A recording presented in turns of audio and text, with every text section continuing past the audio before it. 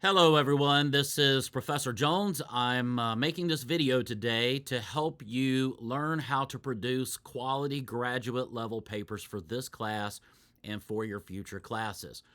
Now, I'm assuming in this video that you already know how to write humanities papers. Religion falls under humanities, and when I say humanities, I mean not engineering, not computer science. Sometimes students with undergrad degrees in those areas have to kind of relearn how to write papers. I'm also assuming in this video that you're going to watch the other videos and look at the other study resources for this week that deal with how to use the appropriate tools in Logos to study historical and literary contexts. So this video is specifically about how to use the information you gather from those sources that you have found to produce quality graduate level papers in Bible and theology. So to this end, I'm going to talk about sources. I'm going to talk about using and quoting the Bible in your papers, and I'm also going to revisit the concepts, the paradigm that I discussed last week in last week's video about evaluating, summarizing, and synthesizing. So let's jump right in with sources. First of all, you must use recent scholarly sources. Study Bibles are not scholarly sources. Bible studies are not scholarly sources. Sermons that are posted on the internet are not scholarly sources. Sermons collected in books, even if they say commentary on the cover, are not scholarly sources. Matthew Henry, as good as he is, as good as he was, is not a scholarly source. Now, every time I teach this class, I have multiple students who cite these types of sources several times, even though I repeatedly say they are not scholarly sources and you may not use them. Matthew Henry, John Calvin, Adam Clarke, John MacArthur, they're all good sources.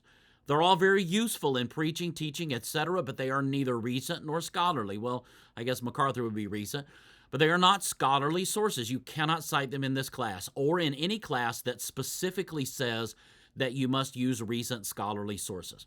One other thing to note is the Logos Fact Book is not a source. The passage analysis tool in Logos is not a source. Those tools are like the library catalog, right? The library catalog is a tool that gets you to certain sources that you need. That's what those are. They are tools to get you to sources. They are not sources in and of themselves. Now, let's talk about the Bible. Using the Bible. Obviously, this is a Bible class. This is a seminary. We love the Bible. We talk about the Bible. You're in this class to learn how to interpret the Bible. So first of all, when you quote the Bible or reference the Bible in your paper, you do not have to cite it in a footnote. Now, I will note that some profs you have in the future may want you to cite it in a footnote. I do not want you to cite it in a footnote because what happens is when I look at the footnotes, one of the first things I do when I open a paper to grade it is I look at the footnotes as I'm scrolling to the bibliography, and many times there will be a dozen footnotes but only 3 sources in the bibliography because they've quoted the Bible numerous times, which is great, but that sometimes obscures the fact that you really don't have any other sources. And in a graduate level degree, one of the things you are learning is how to interact with scholarly sources. So you need to quote what's called secondary literature, which would be things about the text that you are studying, which is the Bible. Now, more broadly, let's talk about how you use the Bible and quotations from the Bible in your paper. I do not want to discourage you from quoting the Bible because this is a Bible class. We're in here to learn how to interpret the Bible. But you should not simply quote the Bible. What do I mean by that? What I mean is, let me give you an example. You ever been on social media, on Facebook, and somebody's talking about a theological concept, and you look at the comment thread, and one of the comments is just where someone has copied and pasted 6 or 8 verses from the Bible. And you read that and you're like, okay, I don't know what I'm supposed to take away from this. Obviously, I know these verses because I've read them before in the Bible, but what are you trying to say? So when I say you should not simply quote the Bible, what I mean is I want you to tell me what it means and why it matters. Why did you quote it? What does it have to do with the topic that you are discussing? This class is about biblical interpretation. Maybe one of us is interpreting the Bible incorrectly. Maybe I read that and I come away with something different than what you meant in quoting it. So instead of simply quoting a block of verses in your paper, why don't you tell me the point that you are trying to make, and then either quote the relevant part of the verse or passage, the part that relates to the point that you are making, or just give me the Bible reference in parentheses and let me go there and look at it and see how you got this point from that verse, right? Let me judge for myself if you're handling that verse accurately or not. If all you do is quote a verse and you don't draw out the connection between that verse and what you're really trying to say, you really haven't accomplished anything by quoting it. Now, most of you in this class are in some sort of ministry program, which means you're preparing for ministry. And in ministry, part of the job is to explain to people what the Bible actually means, not just quote verses from it. Your pastor, when he gets up on Sundays and preaches the Bible, I hope he preaches the Bible. When he preaches the Bible, hopefully he explains what the Bible is saying. That's the basic part of preaching. Explain the text, illustrate the text, and apply the text. Call people to respond to the text in faith in the power of the Spirit. So, this class and the limitations of this class serve a big part in your learning how to do that. And it starts right here. Don't just quote the Bible. Explain to me why that verse matters. Explain to me the point that you are trying to make by referencing this other verse that's outside of the text that you are working on. Okay? And this is a part of digging down into that Bible text, right?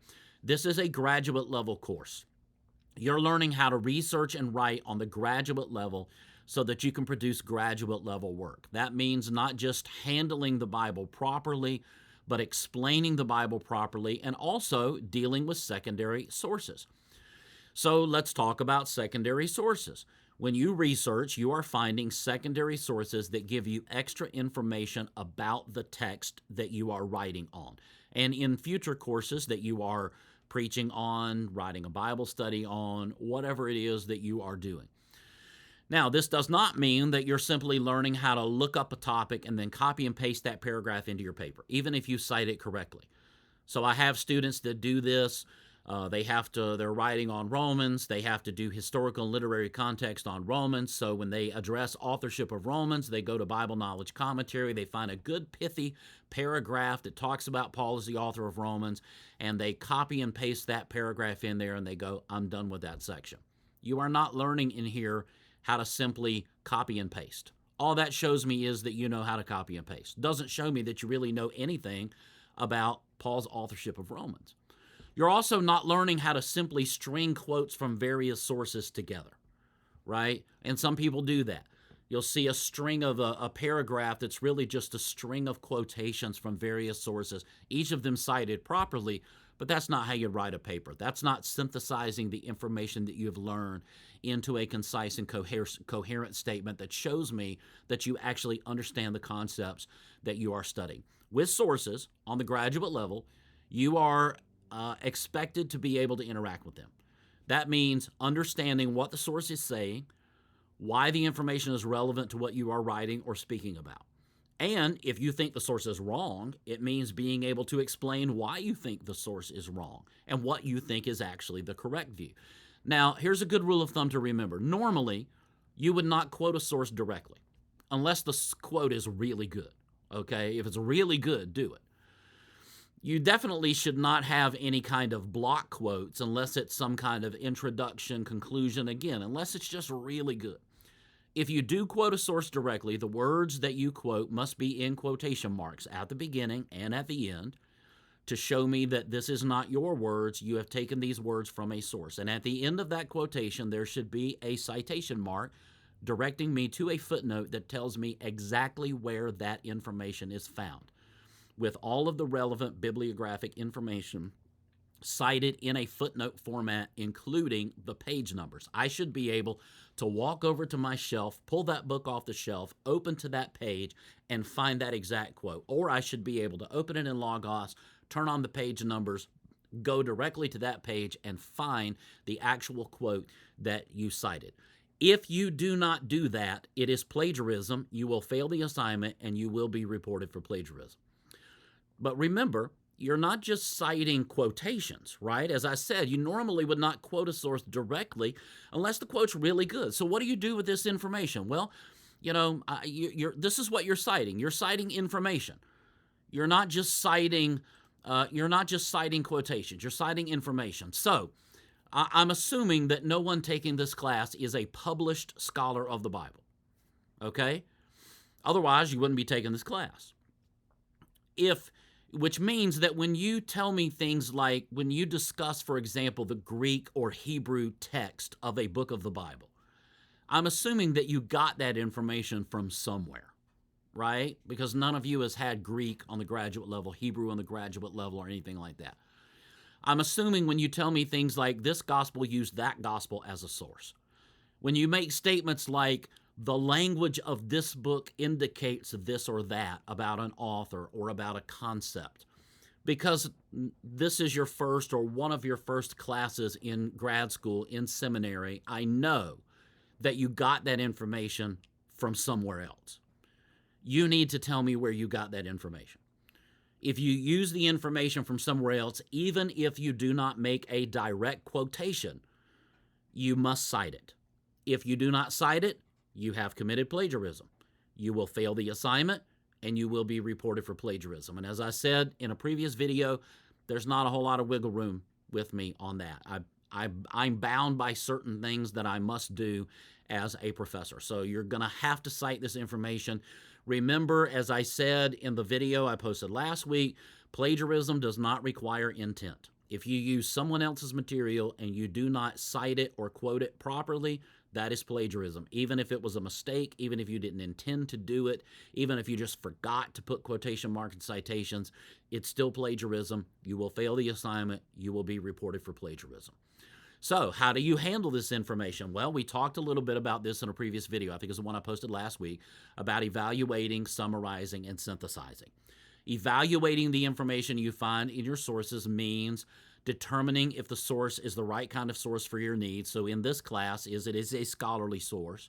Is it a source that deals with the text that I am writing on? Does it contain the relevant information for my needs?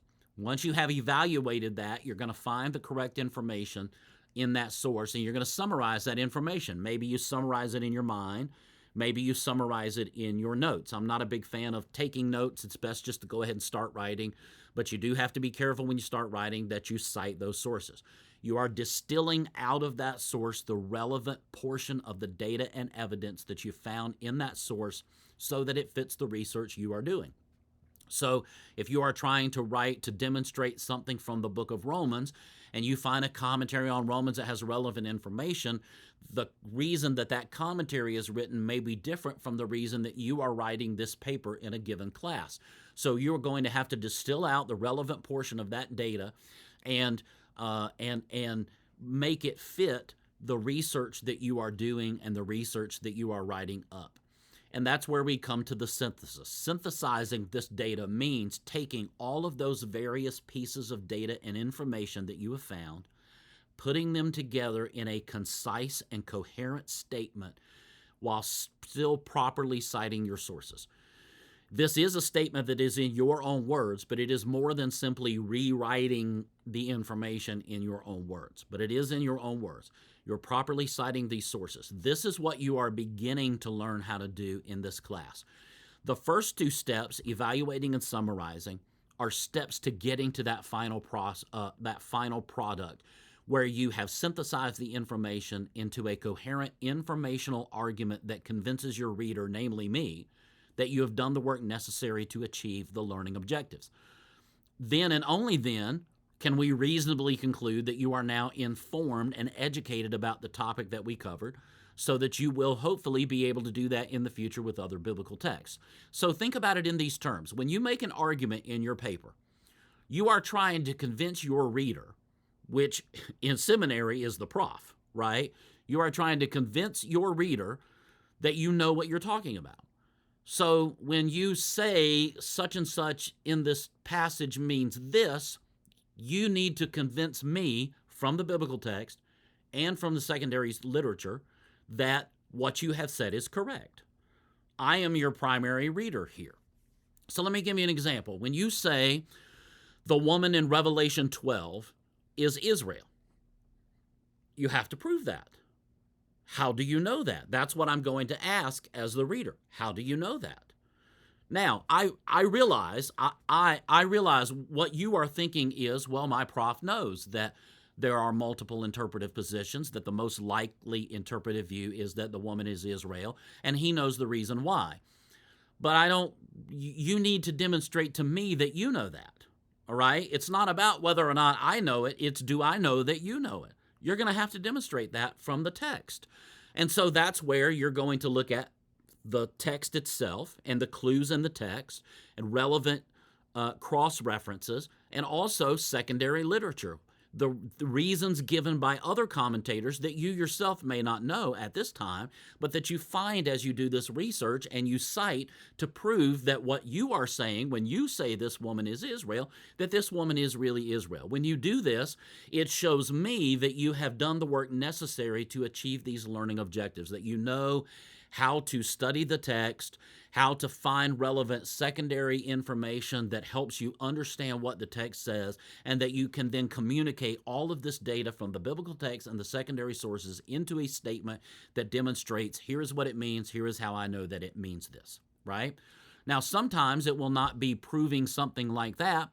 It might be showing the significance of something. So, for example, when we talk about the authorship of Romans, right? I used this as an example earlier. Now, Romans is one of the undisputed epistles. Of the 13 epistles that bear Paul's name, only 7 of them are undisputed. 6 of them are in dispute. They're in dispute mostly by critical scholars, so there is that. But Romans is among the undisputed epistles, meaning that even critical scholars who doubt these things, who don't have the same presuppositions about the Bible that we do, even they think Paul wrote it. So obviously, you don't necessarily have to prove that Paul wrote it. But you may want to answer the question, why is this significant? If we know that Paul wrote Romans, and even critical scholars agree that Paul wrote Romans, why is that significant? Why is it important to know that Paul wrote Romans? How does that help us interpret Romans? What does that say about the interpretation of Romans and about Paul's theology? If Paul wrote 13 books in the New Testament, I mean, that's a pretty big chunk of the New Testament. Paul writing 13 books of the New Testament, more than any other New Testament author. Obviously, there's some significance to the things that he writes in relation to what the rest of the New Testament teaches. So when you talk about the authorship of Paul in Romans, you may want to discuss it in terms of the significance of Paul's authorship of Romans. Let's take one other example. The suffering servant, right? This should be an easy one. The suffering servant from the fourth servant song of Isaiah, Isaiah 52:13 to 53:12. When you tell me that is Jesus Christ, okay, that's a no-brainer. I don't know a Christian author or interpreter or scholar who would doubt that. The Jews doubt that. Jewish scholarship today says that the suffering servant is Israel, okay? But you're not writing for that audience. You're not going to be ministering to that audience. You may encounter people from time to time who think that, but for the most part, you're going to be speaking about and to and writing to and for people who believe that this is Jesus. So when you talk about how Isaiah's suffering servant in the fourth suffering song is Jesus, you may want to answer the question, the relevant question, why does this matter? So what? So Jesus is the suffering servant there. Well, that's nice to know, but what does that mean? What does that have to do for me as a Christian? This is really important now. And I picked this example because it's one that seems to be easy. Well, of course, it's Jesus. But why does that matter? I mean, we have a major evangelical leader who has gone on record saying that we need to unhitch from the Old Testament. So why does it matter to me that Isaiah's fourth servant song talks about Jesus Christ? So when you talk about that issue, you want to demonstrate to me that it is Jesus from the scriptural text and from secondary resources, but also, why does that matter, right? I mean, I know these things. I know why these things are so, but in a class such as this, you're demonstrating to me, the goal of it is for you to demonstrate to me that you know these things and demonstrate to me how you know that these things are so. And if you can learn how to find and articulate the evidence in the biblical text, the evidence from secondary sources that shed light on the biblical text, if you can do that in Romans or in Isaiah or in Revelation 12, then you can do that with other biblical texts as well. And that's part of what's happening in this class. You pass this class by demonstrating that you are able to do the things that make you competent in interpreting the Bible and communicating your conclusions about your interpretation of the Bible. So if you use the information in this video, it should help you put together the information that you are gathering and that you have gathered from the sources into a concise, coherent statements that are supported by the data and the evidence in the biblical text and in the secondary sources. And this will enable you to produce quality graduate level papers in Bible and theology, not only in this class, but in future classes. And learning how to do that here will make it easier for you to do that in the future in ministry settings, such as Bible studies, curriculum that you may write, curriculum guides that you may write, lessons that you may teach, Bible studies you may lead, sermons that you may preach, and even in one-on-one conversations as you use your knowledge of Scripture to serve the body of Christ. So don't just view this as something that you have to do, guidelines that you have to follow in order to pass this class. View this as an opportunity to learn how to mine the biblical text, how to use secondary sources, and how to use the mind that God has given you to assemble all of these things into a concise and coherent statement that lets you communicate the text in a way that draws your reader or your listener into the world of the text and into the words of the text so that they may find Christ and be drawn closer to Him. All right, until we see each other next time, go in peace.